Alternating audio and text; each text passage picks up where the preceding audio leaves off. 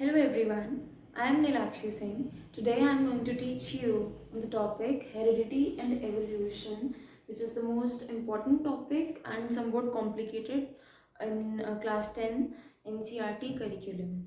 So, what is heredity first of all? Heredity is basically the sum of all biological processes by which particular characteristics are transmitted from parents to offsprings. What does that mean? It is the sum of all biological processes, means uh, all the characters which are present in us, all the traits or characters which are present in us, which are visible to us physically, or they may not be visible to us as they're basically our internal traits. They are passed from parents to the offsprings. Offsprings word here means the next generation. Next generation, from parents to their children. These traits are passed, and this process, the whole sum of these all the biological processes that occur during it is termed as heredity. So how does it happen basically? ये होता कैसे है? All the genes, they are present in our body. Approximately 25 to 26,000 genes are present in us, in each and every cell of human body. Moreover, in all the living beings, the genes are present which are responsible for the transmission of traits from parents to their next generation. Means वो जो traits हैं, they are passed from parents to the next generation, and this process not only occurs in humans but they occur in all the living organisms. They may be plants, they may be animals, insects, birds, or us human beings. So basically what happens is, uh, in us our body is made up of cells, basically cells, which is the smallest structural and functional unit of living beings. Okay, it has nucleus inside it. A cell has nucleus has chromosomes inside it. Chromosomes has genes. Basically genes are present on the chromosomes, and what uh, genes are composed basically of this DNA. This is what? DNA. Okay, DNA means this is deoxyribonucleic acid. D, N, and A. So basically, DNA, it has, this is a rough structure of DNA basically.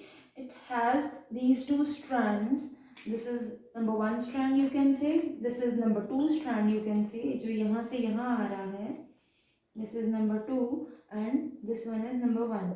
So basically, ये जो दो strands हैं, these are composed of genes. यहाँ छोटे छोटे जो ये वाले bits हैं, छोटे, these are basically genes. And moreover, our DNA consists of some base pairs, means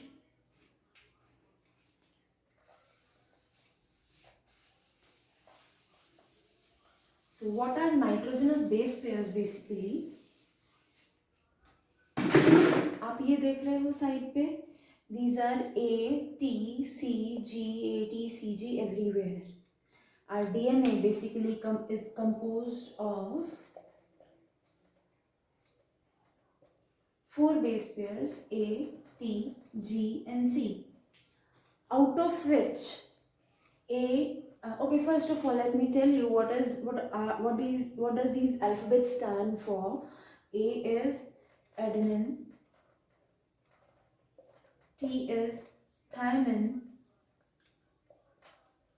G here is guanine, or you can say guanine. This one is cytosine. So adenine, thymine, guanine and cytosine. Now these are nitrogenous base pairs, means these structures, these compounds basically has nitrogen atom in it.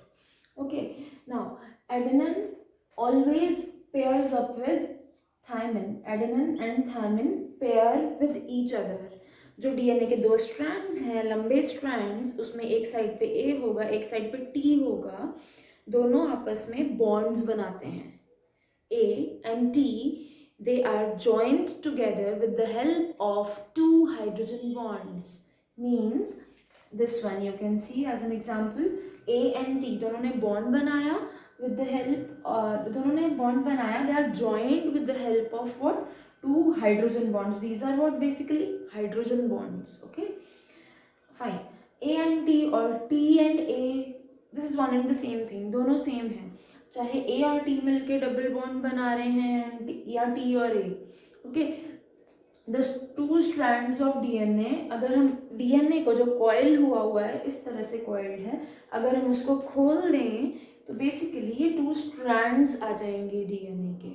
Okay, and these 2 open strands of DNA has basically these base pairs on it. Okay, या सो for example, let us say this is A for adenine. If अगर एक strand पे DNA के एक strand पे A है तो उसके सामने exactly उसके सामने होगा T which is thymine. So adenine and thymine दोनों ने पेयर किया एंड ये दोनों, अब हम बोल रहे हैं कि डीएनए जो है it is a coiled structure, right. Double stranded structure है, 2 स्ट्रैंड्स हैं और आपस में कॉइल्ड है, एकदम लैडर की तरह. जो हमारे घर में एकदम जो लैडर्स होती है एकदम टेरेस पे जाने वाली, वो ऐसे एकदम कॉइल्ड कॉइल्ड कॉइल्ड होती हैं. एंड उसी तरह से डीएनए दो स्ट्रैंड्स एकदम ऐसे करके कॉइल हो गए लाइक दिस. ये मैंने लिटा दिया डीएनए को, हम इसको स्ट्रेट कर देते हैं यहाँ पे. सो अगर हमने इसके स्ट्रैंड्स को ओपन कर दिया तो एक स्ट्रैंड का जो सीक्वेंस है which is like here in this case it is a G, C, let us say, this is just an example. अभी क्या है, let us say this is A, G, C, T. Okay, so अभी इसके सामने वाले complementary strand बोलते हैं. एक स्ट्रैंड के सामने वाले स्ट्रैंड को कॉम्प्लीमेंट्री स्ट्रैंड कहते हैं. So A के सामने क्या आ रहा है, T, which is thymine. Okay, this is but obvious. जैसे मैंने आपको बताया, adenine always pairs up with thymine and guanine always pairs up with cytosine. Okay, so adenine और थायमिन ने दोनों ने पेयर किया. अब ग्वानिन के सामने क्या प्रेजेंट होगा, ग्वानिन और किसने बॉन्ड बनाना था, साइटोसिन ने. सो जी के सामने आ गया सी, सी के सामने आ गया जी एंड टी के सामने आ गया A. Simply A and T, G and C. Fine. अब बेसिकली हम चाहते हैं कि जो 2 स्ट्रैंड्स थे डीएनए की, ये कॉइल हो जाए आपस में लाइक दिस. ओके, अब ये कॉइल कैसे होंगे, 2 अल्फाबेट्स तो नहीं जोड़ सकते हैं साथ में. ओके, सो होगा क्या, there will be bonds present between these 2 alphabets. Okay, these 2 base pairs, इनको बेस पेयर्स बोलते हैं, ए, जी, टी और सी को base pairs. Okay, so A और टी दोनों में आएगा double bond like this. Okay, and G and C has triple bond.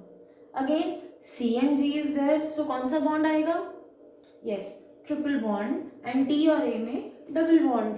सो जब ये बॉन्ड्स कंप्लीट हो जाते हैं तो वो डीएनए कॉइल हो पाता है. अब डीएनए सिर्फ नाइट्रोजनस बेस पेयर्स का नहीं बना होता, इसमें शुगर होती है, फॉस्फेट ग्रुप होता है, and this is how DNA is formed. We need not to go into that detail, वो भी मैं आपको बता दूंगी अगर आप मुझसे पूछते हो तो. But right now I would like to continue with the same topic which is heredity. So basically एक सेल है, सेल के अंदर न्यूक्लियस है लाइक दिस. ओके, सो या for example this is animal cell. Okay, this is animal cell. Here inside it there is a nucleus. आपने class 9 में you have already studied about the chapter fundamental unit of life, chapter number 5 of NCERT, right? Yeah. So उसमें हमने animal और plant cell में difference पढ़ा था and diagrams भी पढ़ी थी. सो यहाँ पे सेल है, cell has nucleus inside it. Nucleus को क्या कहते हैं, nucleus is known as the brain of the cell, right. Because cell के सारे फंक्शंस कौन कर रहा है, न्यूक्लियस. हमारी बॉडी के मैक्सिमम फंक्शंस कौन कंट्रोल कर रहा है, ब्रेन. सो ब्रेन है हमारी बॉडी का. इसी तरह से nucleus is the structure which helps in the functioning of the cell basically. So nucleus is known as brain of the cell. अब न्यूक्लियस के अंदर बहुत ही इंपॉर्टेंट इन्फॉर्मेशन प्रेजेंट है. कौन सी information? Due to which we resemble our parents. आप अपने ममा और पापा से, आपकी रिजेंबलेंस है, आपकी शक्ल, आपके फीचर्स मिलते हैं अपने पेरेंट्स से. ईदर योर मॉम और योर डैड, ममा या पापा में से किसी से ज़्यादा रिजेंबलेंस है, किसी से कम है, बट दोनों के कुछ कुछ फीचर्स आपके अंदर ज़रूर प्रेजेंट होते हैं. और कई केसेस में तो आपके ग्रैंड पेरेंट्स या कुछ रिलेटिव्स के भी कुछ कुछ फीचर्स आप में ज़रूर आते हैं. That is just due to heredity. This topic that we are going to study, a very interesting topic. ये हम 12th स्टैंडर्ड में काफ़ी डिटेल में पढ़ते हैं. Okay, so let us continue. So a cell has nucleus inside it. This nucleus has basically chromosomes inside it. We will go into detail after some time that how many number of chromosomes are present inside each cell, that we will do.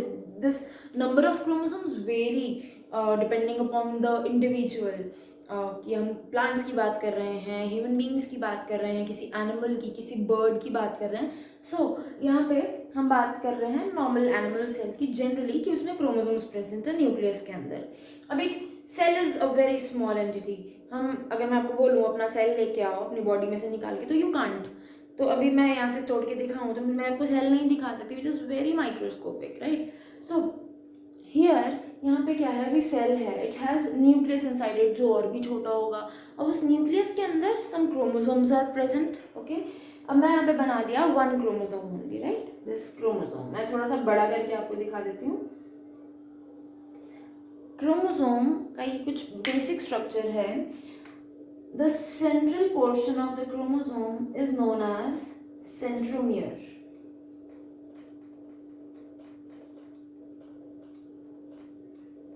Okay, this is centromere.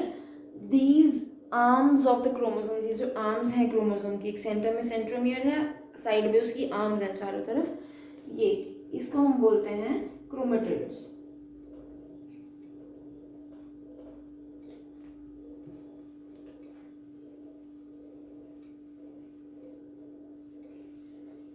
या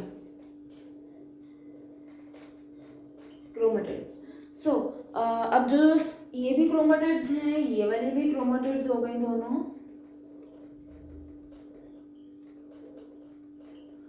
इन दोनों को इन चारों को chromatids तो बोल रहे हैं बच्चे, but the 2 chromatids present together, मतलब एक सेंट्रोमियर है सेंटर में, उसके ऊपर वाली 2 क्रोमेटिड्स जो हैं ये वाली, उसके बाद नीचे वाली साइड पे उसके 2 क्रोमेटिड्स जो हैं, आपस में साथ साथ वाली क्रोमेटिड्स को भी call them as sister chromatids. What do we say? Sister chromatids. दोनों ऊपर वाली सिस्टर, दोनों नीचे वाली sister chromatids. Okay, yeah. So one more thing, there are some tips about the diagrams in biology. कुछ चीज़ें हैं जो आपके मार्क्स जो हैं वो बढ़ा देती हैं एग्जाम्स में. ज़रूरी नहीं है कि हम किसी भी, कैसी भी हैंड राइटिंग में किसी भी तरह से डायग्राम बना देंगे तो फुल मार्क्स हैं, ऐसा नहीं होता. The representation of your the presentation of your paper matters a lot. आप किस तरह से डायग्राम ड्रॉ करके किस तरह से लेबल करते हो, it is very important. Someday आपको मैं इसके बारे में भी ज़रूर बताऊंगी इन my upcoming videos. So yeah, so this is the structure of chromosome. अब डीएनए कहाँ पे है? हाँ, DNA is basically present here. इस तरह से कॉइल्ड होता है इसके अराउंड. जो मैंने यहाँ पे इतना लंबा सा ऐसे करके डीएनए भी ड्रॉ किया था, यहाँ पे जो यहाँ पे एंड हो रहा है, बेसिकली ये इस तरह से कॉइल्ड होता है अराउंड द क्रोमेटिड्स. क्रोमेटिड्स के अराउंड इस तरह से कॉइल्ड है. अब वो जो डीएनए है, अगर हम उसको ओपन कर देते हैं तो वो इस तरह से अपना ओपन होके एंड इस तरह से कुछ स्ट्रक्चर्स हमें नज़र आते हैं उसमें. इससे तो कुछ ऐसा अगर हम खोल देते हैं कॉइल्ड डीएनए को, तो इस तरह से क्या नज़र आ रहा है? 2 खुले हुए स्ट्रैंड्स जो कि पहले कॉइल्ड थे. लाइक इफ आई से, इस तरह से कॉइल्ड डीएनए था, वो किस तरह से अभी बन गया है? ओपन हो गए, दोनों स्ट्रैंड्स ऐसे खुल गए. अब इनके ऊपर जो ये जो स्ट्रैंड्स हैं जब खुल गए हैं, after that what has happened, यहाँ पे A G C T T T A किसी भी तरह का सीक्वेंस जो है वहाँ पे प्रेजेंट होगा. Now one more thing I would like to tell you, human beings are human beings, right? हम सब ह्यूमन बींग्स हैं, मैं, आप और बहुत सारे लोग। हम लोग सब ह्यूमन बींग्स तो हैं, लेकिन हम लोग एक दूसरे से कितना अलग दिखते हैं। यस, अगर हम बात करें, मैं अपनी बात करूं और आपकी बात करूं, या आपके पेरेंट्स की या मेरे पेरेंट्स की, या किसी की भी बात करें, या आपके रिलेटिव्स की, या हम बात करें if you belong to a particular country, तो आप किसी और कंट्री के लोगों की बात करोगे। If you belong to western country, Indians, या आप यूरोपियन या अफ्रीकन कंट्रीज़ की बात करें, तो there is a lot of differences between us, but we are all together known as homo sapiens, right? Home human beings. So actually होता क्या है, क्यों ये differences हैं? अगर हम सब human beings हैं, तो फिर दो siblings यानी कि brother और sister, same parents के बच्चे, मतलब brother sister या sister sister या brother brother, आपस में इतने अलग कैसे हैं? Twins को छोड़ के, twins are also basically of two types ना, identical and non identical.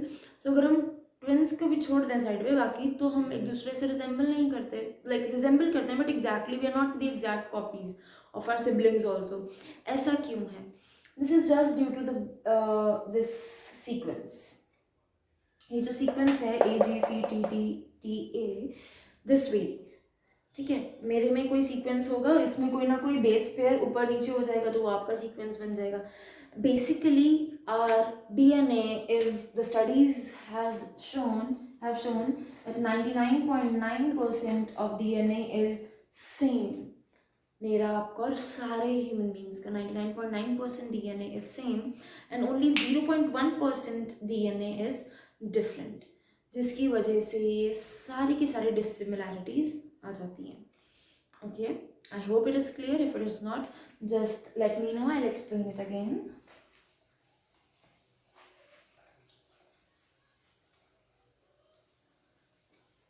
So now